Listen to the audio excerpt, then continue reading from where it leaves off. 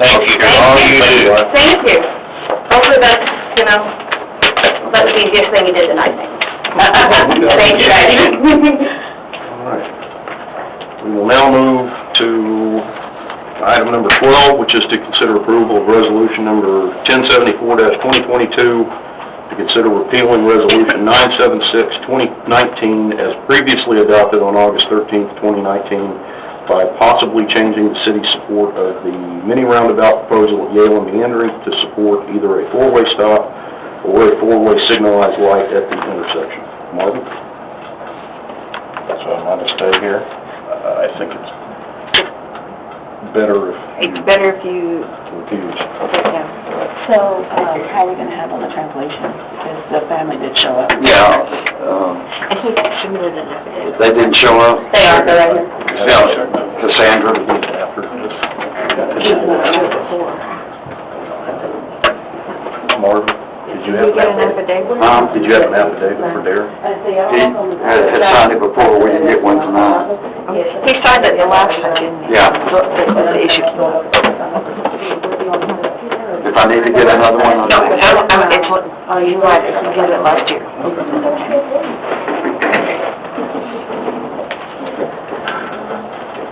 So we start off by letting, or do you want to start off that way about letting? It might be better if you start off with what's kind of your background, and then we'll open it up for the ones that haven't spoken yet. Some of the things we looked at and some of the questions that we asked the engineer was, one, the cost of signalization and stop sign intersection, including the pavement overlay to adjust the lanes. The answer was signal with roadway improvements, $250,000 approximately, depending on several factors, including cost of material and labor. Dan may have an update on that later on. Can the intersection be aligned by any other way other than what's on the previous plan for signalization, like being moved over? This was something that we talked about instead of the way it's coming from the south, to the north at that intersection there. Could it possibly be moved over the other way, where it'll be less coming off of the two corners on the east side? Is that something y'all could speak? Because that was my main question, was if we were to have either a light or a stop sign there. It's been mentioned, and maybe could we pull this up in the packet to the page, to this page? Don't have that. Do you have the ability to do that? To put it on the screen?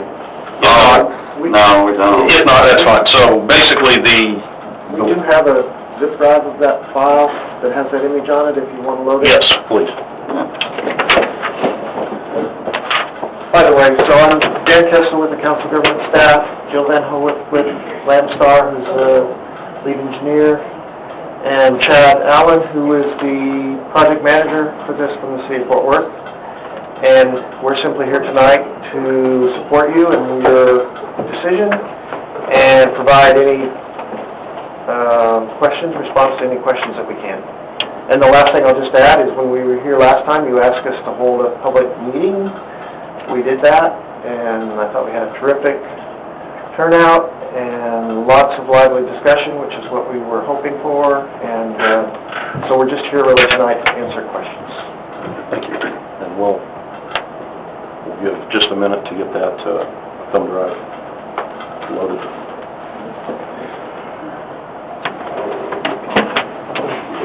It's in our packet.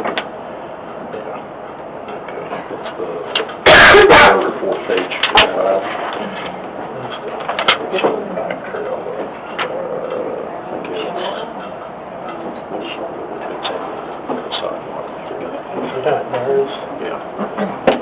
Can I ask what's changed since we voted on this back in 2019? I passed this one while we were addressing it now again. Well, that's, sure, when it was brought up a couple, 2 meetings ago, it sounded like there were still questions from the community, so, Dan has mentioned numerous times that they want to build a road the community wants, so we need to be sure we're approving the road the community wants. My comment was, we took this up in August 13th, 2019, we gave them a resolution to move forward on it. They've been putting in time and effort, and now we're talking about it again. I just wondered why we're back at the same, asking the same questions we answered back in 2019. Well, I think if all the questions were answered in 2019, the 2 meetings ago, we wouldn't have had this council full of people that had questions, and not all of them were negative, but some of them had plenty of questions. So I think that's what we're doing, is trying to have questions and make sure we're... So why did we vote on it then? I don't know what to tell you. We've re-voted on other things, so, I mean, at the end of the day, we have the right to consider it, and if it winds up We being voted around... on the Blackout project, and we re-voted on the, charter. If it winds up being We had a around... re-vote on stuff in the past. I think what's happening is a lot of people are now that it's actually coming up, they have more to say about it, and they keep getting different information, so I think that's why we're here. Okay, so we've got the, Paula, could you bring up one that's got the aerial? Oh, Jill, sorry.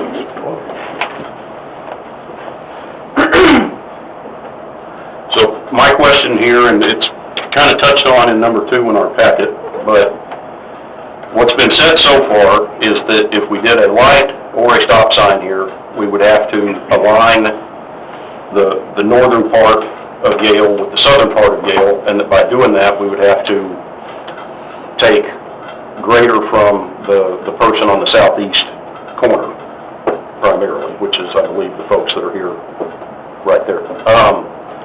And so my question would be, because the person on the northwest corner there is more than happy to give up his right-of-way if that would straighten that out, or not just his right-of-way, but more of his property to help straighten that out. Why couldn't we straighten that out by making the north line to the south and just moving that over and try to focus on really using one person's right-of-way to make that straight that's eager to give it up?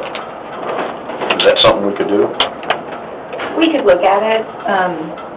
It is a significant offset, so what I worry about is you've got the building on the northwest corner that is closer, and so in order to move that over, you'd be encroaching more on that property.